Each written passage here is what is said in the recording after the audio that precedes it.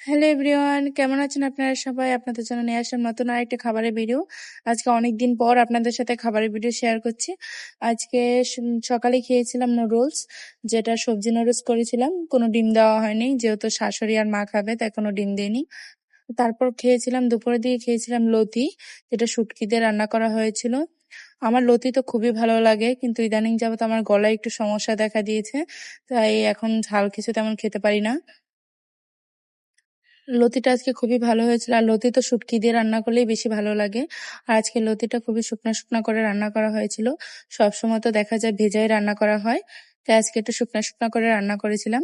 তারপর করেছিলাম কচু, যেটা ইলিশ মাছের মাথা দিয়ে, ইলিশ মাছও ছিল, সাথে অন্যান্য মাছের মাথা দিয়ে রান্না করেছিলাম। আমাদের বাসায় কচুটা রান্না করলে বেশিরভাগ ইলিশ মাছের মাথা আর অন্যান্য মাছের মাথা দিয়ে রান্না করা হয়। আর এই তরকারিটা খেতে খুবই ভালো লাগে, আমার তো খুবই পছন্দের তরকারিটা, তাই আবারও একটু নিয়ে নিলাম। তারপরে দেখিয়েছিলাম, এটা হচ্ছে চাপিলা মাছ, যেটা বেগুন দিয়ে রান্না করেছি।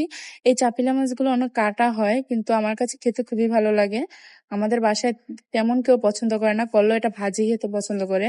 আর আমার কাছে তরকারি ভালো লাগে বেগুন দিয়ে।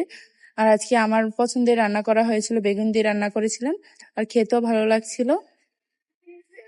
একটা সময় বেগুন আমার অনেক পছন্দের একটা সবজি ছিল, আর এখন দেখা যায় খাওয়াই হয় না বাচ্চার জন্য, যেহেতু বাচ্চার অ্যালার্জির সমস্যা, তাই এখন বেগুনটা খুবই কমই খাই।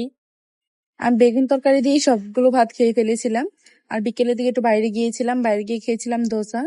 এটা আলুর ধোসা ছিল, ধোসাটাও খেতে ভালোই হয়েছিল। তারপর রাতের দিকে খেয়েছিলাম লতি, যেটা দুপুরে রান্না করেছিলাম ওইটাই। অল্প একটু ছিল, তাই আমি অল্প করে একটু নিয়ে নিয়েছিলাম। লতি দিয়ে খাওয়া শেষ করে তারপর নিয়েছিলাম কচু দিয়ে, যেটা মাথা দিয়ে রান্না করেছিলাম ওইটাই। আজকের খাওয়া দাওয়া খুবই সাদামাটা, তারপর আজকের খাবারগুলো খুবই ভালো হয়েছিল।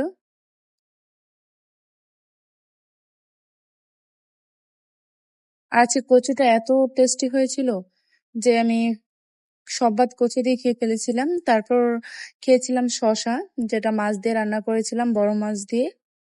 শসাটা আমার কাছে খুবই ভালো লাগে, কিন্তু শসাটা আমার মাছ দিয়ে তরকারিটা বেশি ভালো লাগে।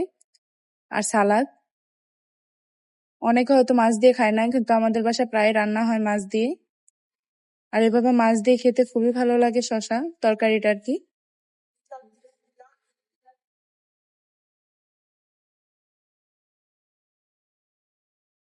এই ছিল আজকে আমার সারাদিনের খাবারের ভিডিও। কেমন লাগলো অবশ্যই জানাবেন। সবাইকে অসংখ্য ধন্যবাদ আমার ভিডিওটা এতক্ষণ দেখার জন্য।